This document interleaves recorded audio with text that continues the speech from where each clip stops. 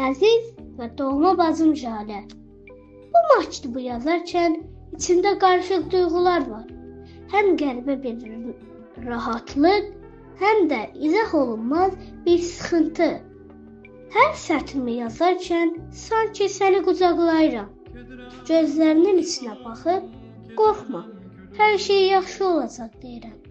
Bu, bəlkə də sənə yazdığım son məktub olacaq. Bəlkə də bir neçə günə sadəcə xatirəmdə yaşayacaqsan. Amma sənə demək istədiklərim çoxdur, Jalə. Bilirsən, bacı-qardaş sevgisi bambaşqadır.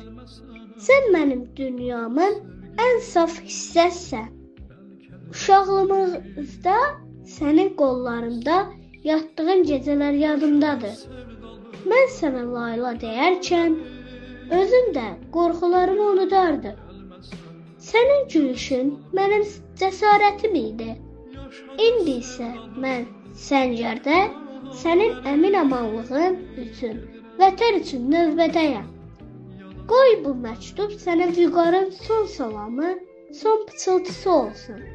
Jalə, vətən elə bir dəyərdir ki, onu qorumaq üçün can vermək qorxulu deyil. Əksinə, bu ən böyük şərəfdir. Mən vətəni qorumağa getmədim. Mən səni, anamızı, gələcək övladlarımızı qorumağa getdim. Mənim üçün vətən sən idin, anamız idi. O istəyimiz, uşaqlıq xatirələrimiz idi. Vətən bizim bir yerdə olduğumuz, azad nəfəs aldığımız torpaqdır. Əgər bir gün qara xəbər gəlsə, ağlama Jalə. Bil ki, Vüqarın qorxmadı. Bil ki, o son nəfəsinə qədər sizi düşündü. Bil ki, bu məktubu yazarkən gözləri dolsa da, qəlbi möhkəm idi. Çünki bilirdi, onun bacı güclüdür. Səndən bir istəyim var, bacım. Hər zaman başını dik tut. Adımı çəkərkən göz yaşların sevgi ilə qarışsın. Məni necə tanıyarsansa, elə xatırla.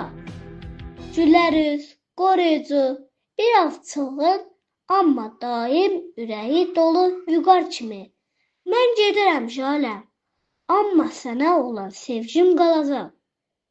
Hər səhər gün doğanda pəncərədən bax. Bəlkə bir quş sənin pəncərənə qonacaq. O, mən olacağam. Hər gecə ulduzlara bax. Ən parlaq olan mənim ürəyimdir. Səni çox sevirəm, canım bacım. Hər şeyə görə təşəkkür edirəm. Həmişəlik sevəm qardaşın Vüqar.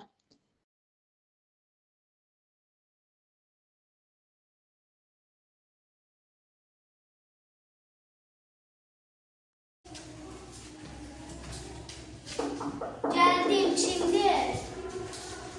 Salam, siz Jalə xanımsınız? Bəli, buyurun, sənə lazımdır. Başınız sağ olsun. Vüqar Mürsəlov torpaqlarımızı